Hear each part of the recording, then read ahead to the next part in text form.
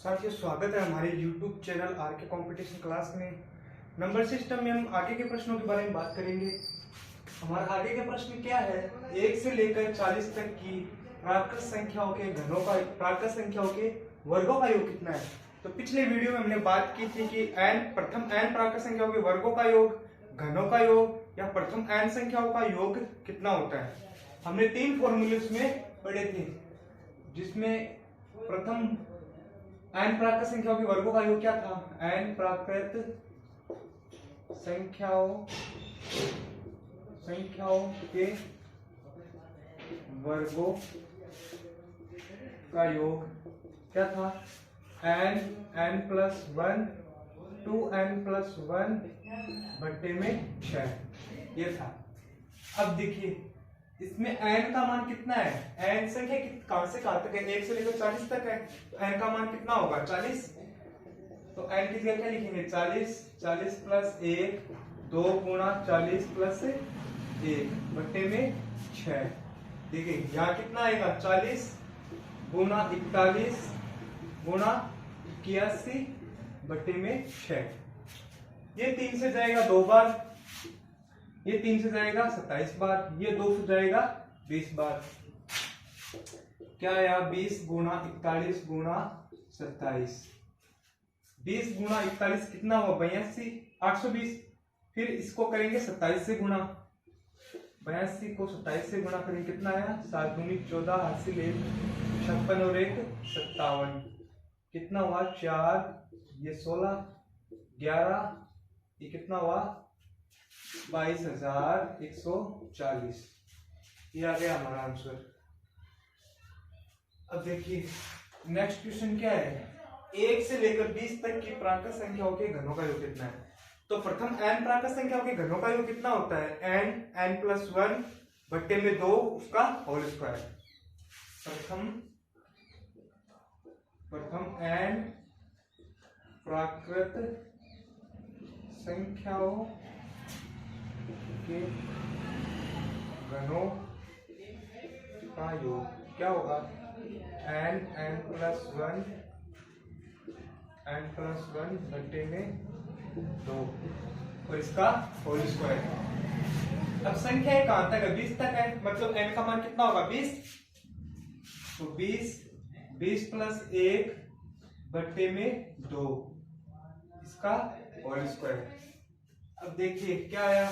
20 गुणा 20 प्लस 1 कितना हुआ? 21 बट्टे में 2 इसका होल स्क्वायर। 2 से 20 कितनी बार जाएगा? 10 बार।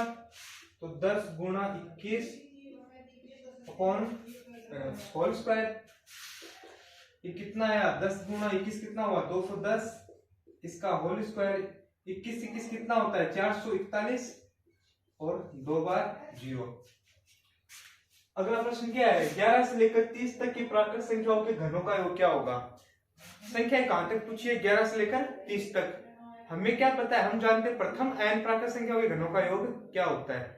तो यहाँ पर प्रथम तो है नहीं, 11 से लेकर है, मतलब बीच में से पूछा है। तो क्या करेंगे? पहले 1 से लेकर 10 तक की संख्याओं के घनों का योग ज्ञात करेंगे, फिर 1 से लेकर 30 तक की संख्याओं के घनों का योग ज्ञात करेंगे, फिर बड़ी वाली संख्या में से छोटी वाली संख्या घटा देंगे।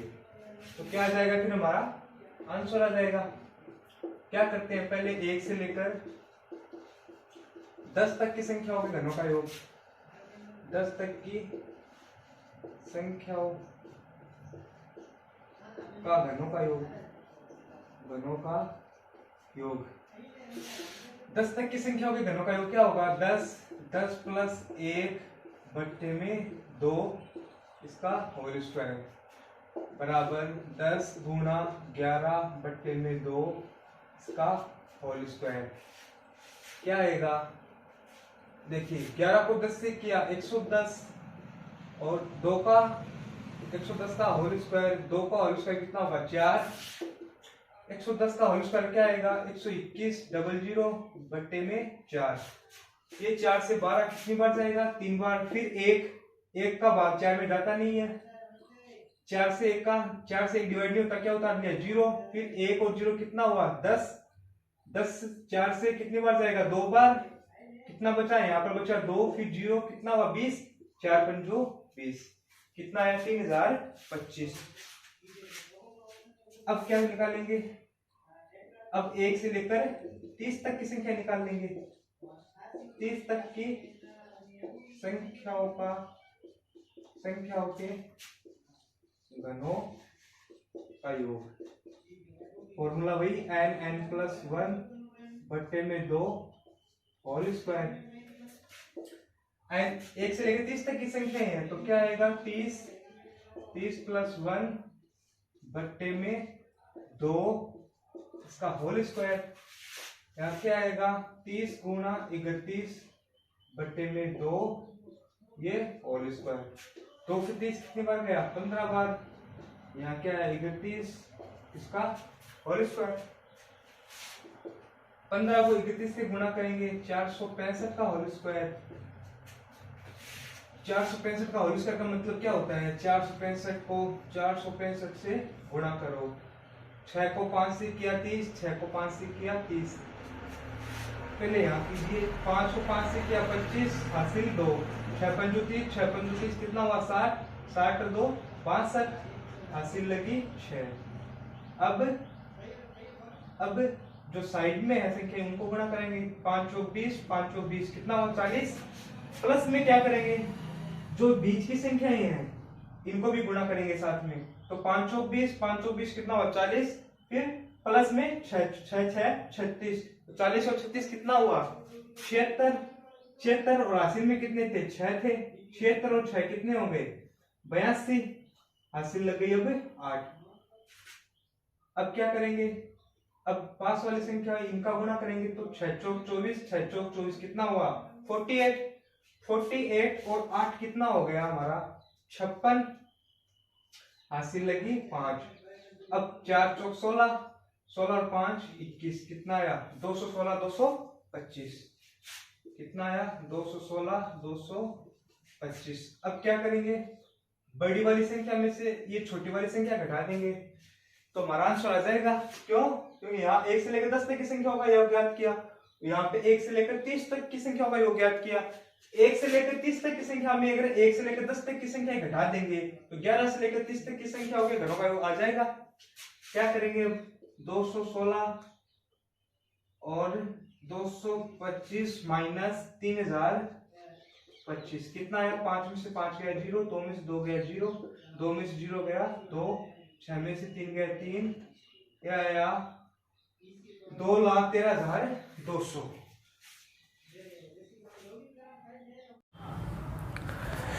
आगे देखिए कुछ और प्रश्नों की बात करते हैं। देखिए हमसे अगर इस तरह के प्रश्न पूछ ले कि x + x = 7 हो तो x² + 1/x² बराबर क्या होगा। देखिए पहले तो इसको हम सीधे सीधे हल करेंगे, बाद में शॉर्ट ट्रिक के माध्यम से इस प्रश्न को हल करेंगे। देखिए तो हम जानते हैं कि x + 1/x का होल स्क्वायर बराबर क्या होगा। इसको a मान सकते हैं, इसको b मान सकते हैं। a + b का होल स्क्वायर क्या होता है, a² + 2ab + b का स्क्वायर। ये है a का ये हो गया a की जगह क्या है x है, b की जगह क्या है 1/x है, तो x² + 2x/1/x + 1/x का होल स्क्वायर। अब देखिए ये क्या है, x + 1/x का होल स्क्वायर। ये क्या आ जाएगा, x से x कट गया, यहाँ क्या बचा, यहाँ बचा 2 + 1/x का स्क्वायर। x + 1/x का होल स्क्वायर बराबर x² + 1/x²। इस 2 को इस साइड लेके जा सकते हैं तो क्या आ जाएगा, माइनस में आ जाएगा। इस 2 को इस साइड लेके जाएंगे तो क्या आ जाएगा, ये माइनस में। अब देखिए x + 1/x की जगह क्या था, क्या दिया हुआ यहाँ पर, x + 1/x की जगह क्या दिया हुआ 7, तो 7 का होल स्क्वायर माइनस का 2 बराबर x² + 1/x²। ठीक है, 7 को 7 से गुणा किया कितना आया 49, ये कितना हुआ -2 बराबर x² + 1/x²। 49 - 2 कितना होता है 47, तो x² + 1/x² का मान कितना आ गया 47। हमसे प्रश्न में क्या पूछा था, एक्स स्क्वायर प्लस 1/x² का मान पूछा था। तो ये तो वही सीधी सीधी विधि जैसे हम सीधे तौर पे करते हैं। अब इतना बड़ा हमें नहीं करना पड़े, इसके लिए हम क्या करेंगे, इसके लिए हम एक छोटी सा शॉर्ट ट्रिक है, इसके लिए एक शॉर्ट ट्रिक है। और वो शॉर्ट ट्रिक क्या है कि देखिए हमने क्या किया था, इसमें x² प्लस 1/x², ये 2 इस साइड आ गया, क्या हो गया था, माइनस में हो गया था।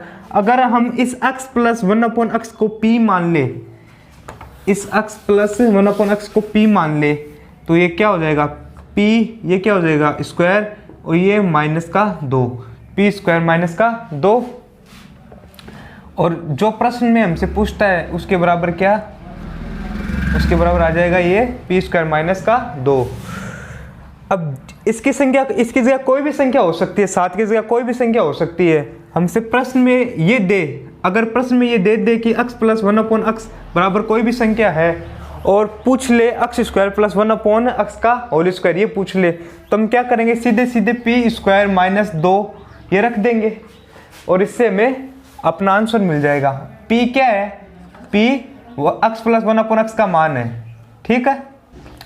अब देखिए इसको सीधे सीधे कैसे हल करेंगे, इसको सीधे सीधे हल करते हैं। क्या था फॉर्मूला, यहाँ पे देखिए x प्लस 1/x बराबर p दे दे, तो एक तो क्या पूछ सकता है हमसे, x² प्लस 1/x², तो ये पूछ सकता है। अगर ये पूछ ले तो क्या लिखना है, p² माइनस का 2। उसकी जगह ये पूछ ले कि x³ प्लस 1/x का क्यूब, ये क्या होगा, प्रश्न में तो ये देगा, और पूछ ले ये x³ प्लस 1/x का क्यूब क्या होगा, तो क्या लिख देंगे, p³ माइनस 3। अगर ये पूछ ले x⁵ प्लस 1/x⁵ बराबर, ये पूछ ले तो इसके बराबर क्या लिखेंगे, p² माइनस 2 गुणा p³ माइनस का 3 माइनस का p, ठीक है। अब देखिए कैसे करेंगे, ये पूछ ले हमसे x² प्लस 1/x², ये पूछ ले और दिया हुआ हो x प्लस 1/x बराबर क्या करेंगे, p² माइनस का 2। p किसका मान है, x प्लस 1/x का मान है, इसका p का मान क्या है, 7 है, तो 7 का स्क्वायर माइनस का 2 कितना आ जाएगा, 49 माइनस का 2 बराबर कितना हो जाएगा, 47, ठीक है। इसकी जगह कोई भी संख्या आ सकती है। जैसे इसी तरह का दूसरा प्रश्न, ये पूछ ले x प्लस 1/x बराबर दे दे 3 दे दे हो तो x² प्लस 1/x² क्या होगा, ठीक है। हम जानते हैं कि x² प्लस 1/x² बराबर क्या होता है, p² माइनस का 2 ये होता है। p का मान क्या है, 3 है, 3 का स्क्वायर माइनस का 2 कितना हुआ, 9 माइनस 2 बराबर 7। बस एक लाइन का ही प्रश्न था, ठीक है। इससे हम सीधे सीधे हल कर सकते हैं। अगर ये दे दे x प्लस 1/x बराबर 5 हो तो x³ प्लस 1/x³ बराबर क्या होगा, x प्लस 1/x बराबर 5 हो और x³ प्लस 1/x³ बराबर क्या होगा। देखिए इसमें भी यही कर लेंगे कि x प्लस 1/x बराबर p हो तो क्या करेंगे, p³ माइनस 3 किसके बराबर आएगी, ये x³ प्लस 1/x³, ठीक है। तो क्या दिया हुआ है, x³ प्लस 1/x³ बराबर क्या आएगा, p³ माइनस 3, ठीक है। p का मान क्या है, p का मान है 5, तो 5 का क्यूब माइनस का 3, 5 को 3 बार गुणा करके कितना आता है 25, 25 को 5 से किया 125 माइनस का 3 बराबर कितना आया 122, ठीक है। फिर अगर ऐसे पूछ ले कि अगर प्रश्न थोड़ा घुमा के आ जाए तो कैसे आ सकता है, एक कोई समीकरण दे देंगे, ठीक है, जैसे x² माइनस 3x प्लस 1। अब इसको x प्लस 1/x बराबर p रूप में, पहले तो इसको इस रूप में बनाना है, ठीक है। इस रूप में बनाएंगे तभी तो ये लगेगा, तो कैसे बनाएंगे? अब देखिए इसमें पूरी समीकरण में है ना अक्स का भाग दे देंगे। अक्स का भाग देने पर, अक्स का भाग देने पर क्या होगा? इस अक्स स्क्वायर में अक्स का भाग देंगे क्या आएगा? अक्स माइनस 3x में अक्स का भाग देंगे क्या आएगा? माइनस का 3 प्लस 1 में अक्स का भाग देंगे क्या आएगा? 1/x बराबर क्या है? 0। ठीक है। अब ये है x, ये है प्लस 1/x बराबर ये -3 क्या हो जाएगा? इस साइड जाके प्लस का 3। अब देखिए x प्लस 1/x बराबर p आ गया। क्या करेंगे? ज्ञात क्या करना है हमें? x की घात 5 प्लस 1/x की घात 5। अगर ये ज्ञात करना हो तब कौन से समीकरण लगाएंगे? p स्क्वायर माइनस का 2 p क्यूब माइनस का 3 माइनस का p। ठीक है। p की जगह क्या है? p की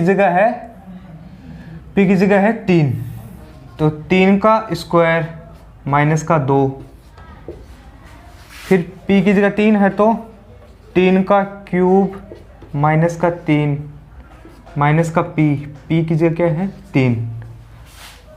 3 का स्क्वायर क्या होगा? 9 माइनस का 2, 3 का क्यूब क्या होगा? 27 माइनस का 3, ये हो गया माइनस का 3। 9 माइनस 2 कितना होता है? 7। 27 माइनस 3 कितना होगा? 24, और ये माइनस का 3। 27 को 24 से गुणा करेंगे कितना आ जाएगा? 7 चौक 28, 2 पावर में 7 दूनी 14, 14 और 2 कितना होगा? 16, 168 आ जाएगा। ये माइनस का 3, 168 माइनस 3 कितना होता है? 168 माइनस का 3 कितना हो जाएगा? 165। ये हो गया हमारा आंसर।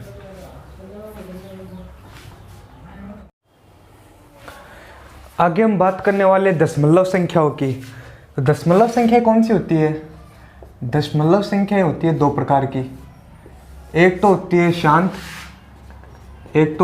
शांत दशमलव और एक होती है अशांत। शांत दशमलव कौन सी होती है? जैसे उदाहरण लिया 2/5, तो 2/5 का क्या आएगा? 0.4, या लिया 1/4, 1/4 का क्या आएगा? 0.25। यानी दशमलव के बाद में जो संख्याएं कुछ जगह आकर रुक जाती है, जैसे 0 के बाद में 0.25, अब इसके आगे ये संख्या रिपीट नहीं हो रही, इसका मतलब क्या है? ये शांत दशमलव है। और एक होता है अशांत। अशांत में क्या होता है? अशांत में संख्याएं दशमलव के बाद में रुकती नहीं है, वो आगे से आगे चलती रहती है। और इसमें भी 2 प्रकार की होती है। एक तो होती है अशांत आवर्ती और एक होती है अशांत अनावर्ती। एक तो होती है अशांत आवर्ती, एक होती है अशांत अनावर्ती। अशांत आवर्ती में देखिए क्या करेंगे, जैसे एक दो उदाहरण लेते हैं। 11/15 है, ठीक है। इसमें देखिए 11, ये 15। अब 11 में 15 का भाग जाता है? नहीं जाता, तो यहाँ लिखेंगे 0 और यहाँ दशमलव उतार लिया। तो 15 7 105, 7 बार गया। 110 में से 105 माइनस करेंगे तो आएगा 5, 0 उतारा।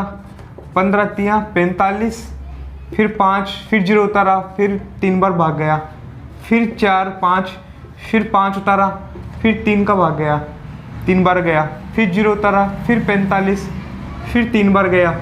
यानी ये जो संख्याएं हैं आगे से आगे चलती जाएगी, ये संख्या आगे से आगे चलती रहेगी। ठीक है। तो इन संख्या को क्या कहेंगे हम? अशांत आवर्ती। यानी ये जो 3 है ये आगे से आगे ऐसा ही रिपीट होता रहेगा। और इसको मैं लिख सकता हूँ 7 3 के ऊपर बार। इस बार का अर्थ क्या है कि ये 3 है, बार बार आगे रिपीट हो गए होगा। अब दूसरा उदाहरण ले सकता हूँ, जैसे 8/11 का उदाहरण लिया। इसमें देखिए ये है 8, ये है 11, तो यहाँ दशमलव उतारेंगे तो यहाँ क्या आ जाएगा? 0।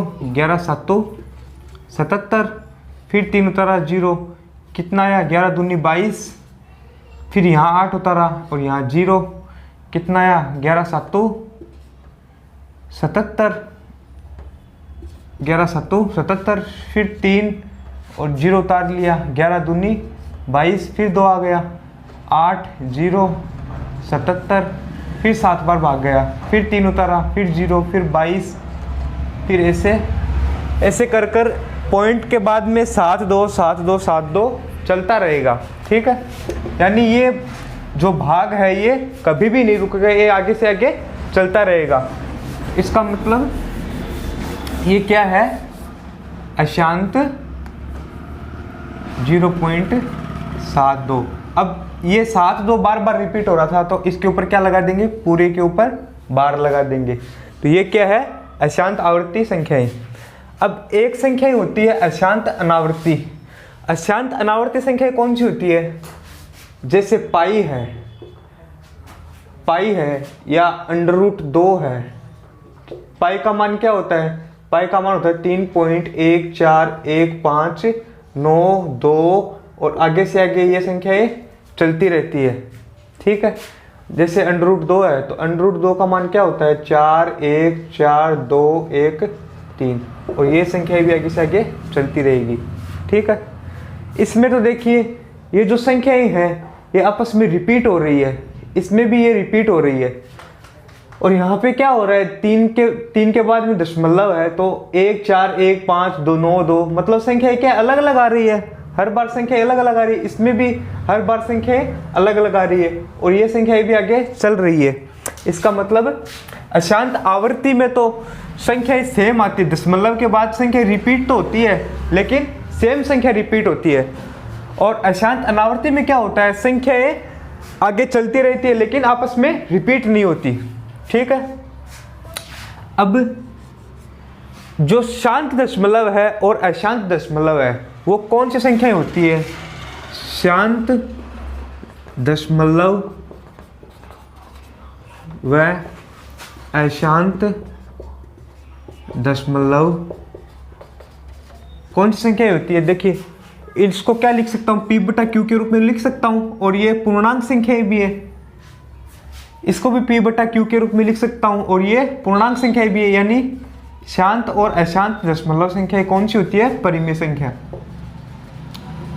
परिमेय संख्या कौन सी होती है, जिसको p/q के रूप में लिख सकते हैं और p/q के रूप में लिख सकते हैं जहां पर p और q किसका अवयव होता है, पूर्णांक संख्याओं का। ठीक है, और एक बात और ध्यान रखिए, यहाँ पर अशांत अनावर्ती जो संख्या होती है वो कौन सी संख्या होती है, अशांत अनावर्ती संख्या कौन सी होती है, ये होती है अपरिमेय, ये होती है अपरिमेय।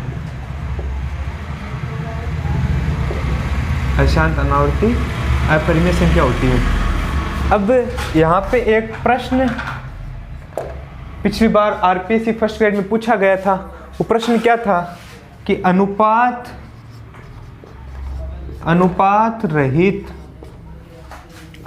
रहित संख्याओं का दशमलव प्रसार है, संख्याओं का दशमलव